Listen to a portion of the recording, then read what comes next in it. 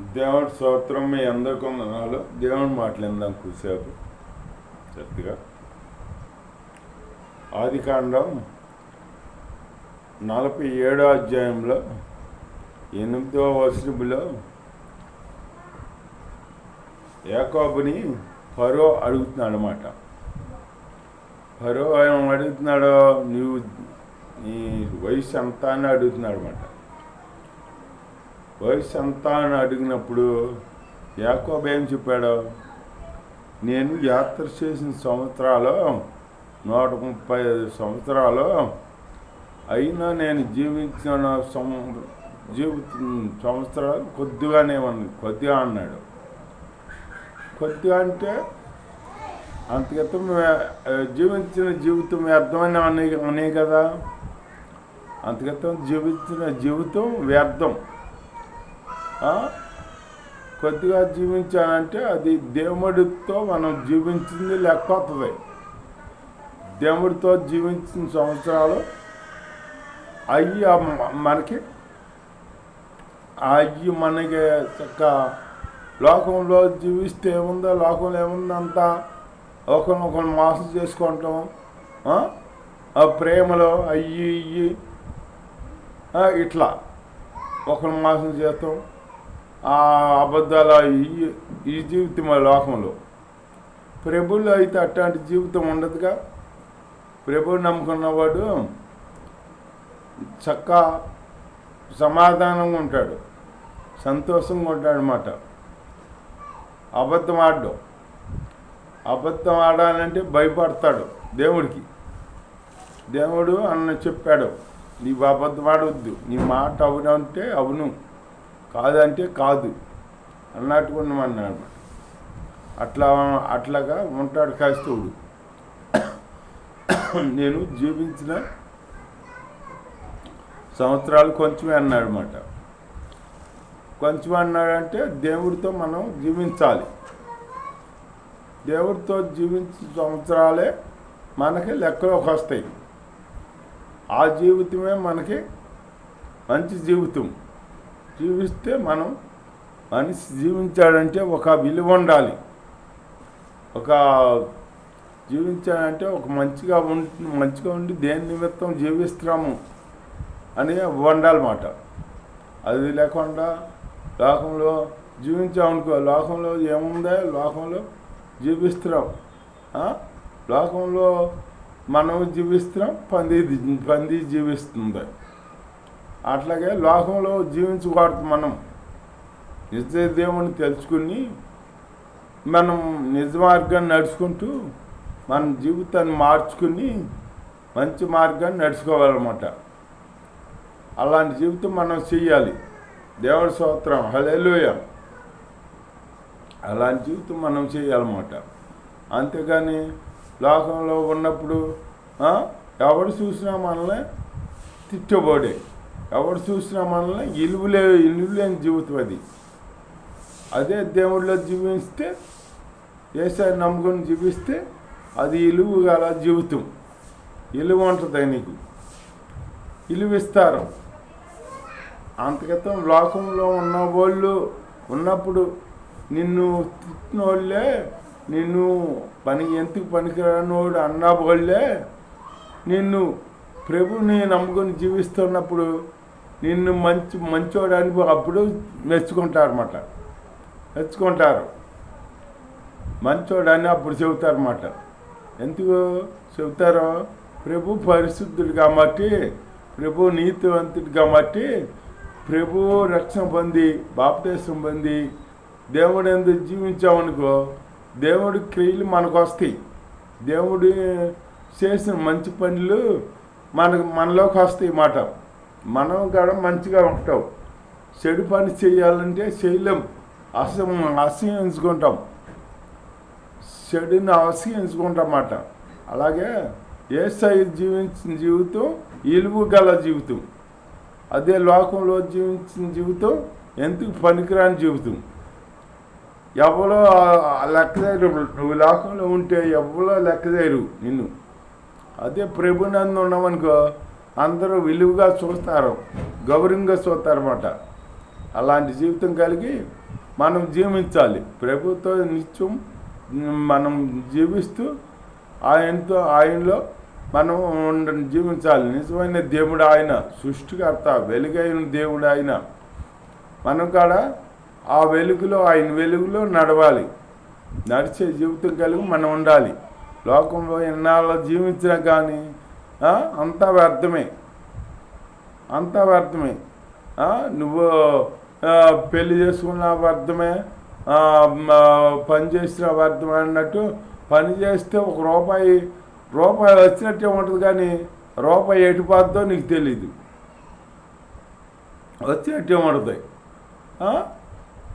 అంత వ్యర్థమే. సూర్యుడి కింద అంత వ్యర్థం అన్నాడు ప్రసంగ భక్తుడు. అట్లాగే అంత వ్యర్థమే. మనము జీవించిన సంవత్సరాలు దేవుణ్ణి అనుసరించుకుని జీవించుకోవాలి. మనం మంచిగా జీవించుకోవాలన్నమాట. విలువలేని జీవితానికి విలువిచ్చే దేవుడు.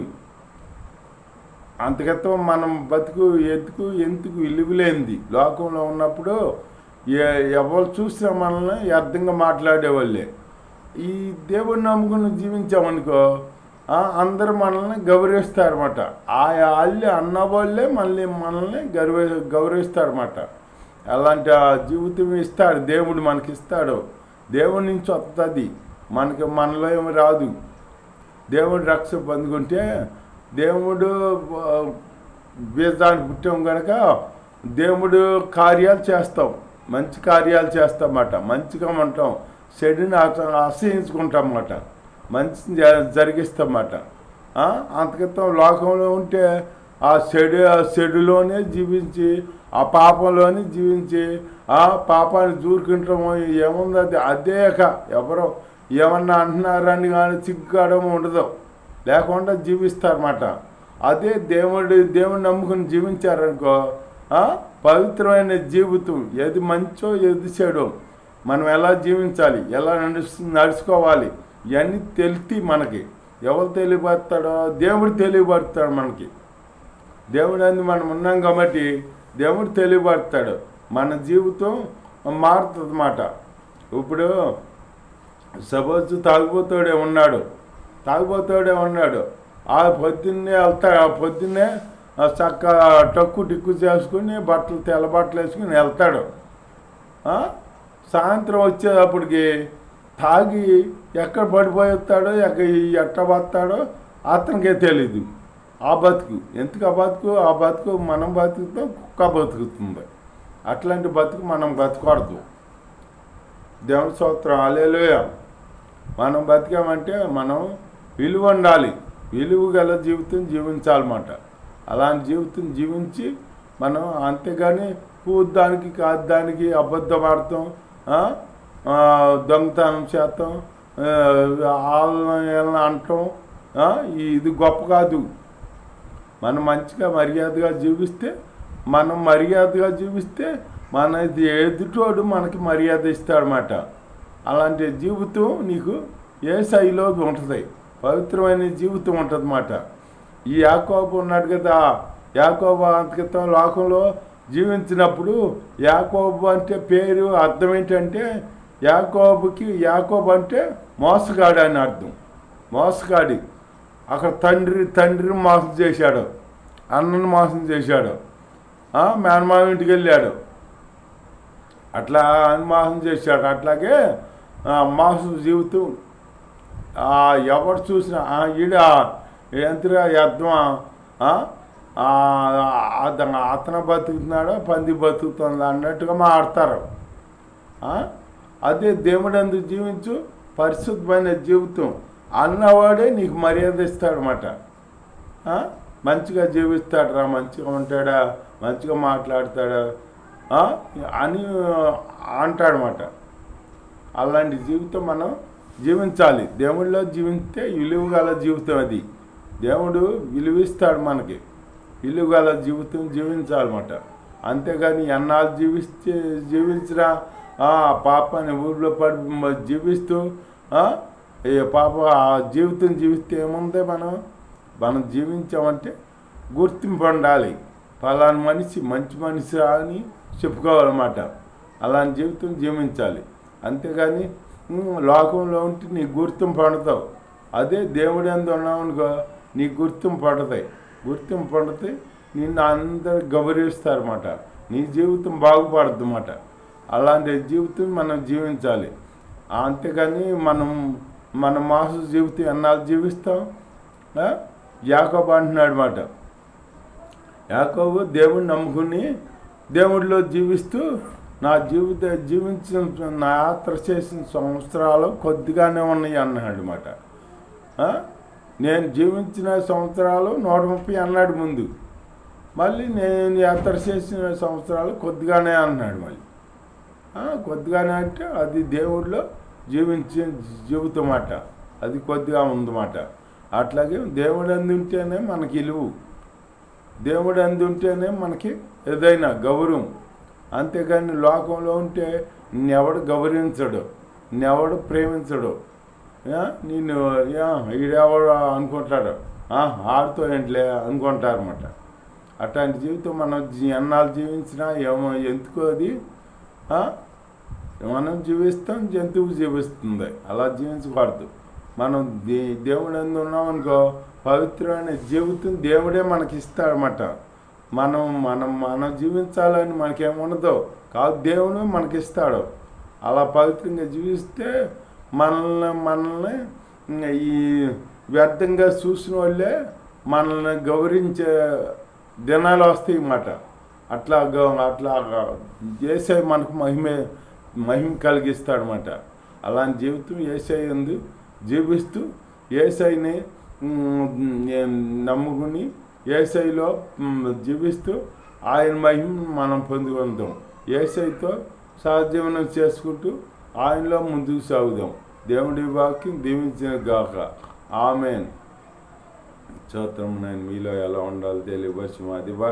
నీ స్తోత్రము నాయన, గొప్ప దేవా. మీలో తండ్రి పవిత్రమైన జీవితం జీవించాలంటే మిమ్మల్ని అడ్డుపెట్టి జీవించాలని తను మీరు తెలియవలసిన దేవుడు తండ్రి. లోకంలో నాయన అంత వ్యర్థం పాపం తండ్రి, పాపంలో జీవిస్తున్నా అంటే నాయన మీతో జీవించిన సంవత్సరాలే మంచి నాయన తండ్రి. నాయన అలా జీవించే జీవితాలు మాకు అనుకరించి కాపాడు సహాయం చేయమని తండ్రి. ఈ కొద్ది మాటలని పచ్చని చేతి మీ బాధాల్సనేది సహాయం చేయమని ఏసునామములో ప్రార్థన చేశాడు. సహాయం చేస్తూ మా దీనికి స్తోత్రం చేయలేదు చూపాలంటుంది.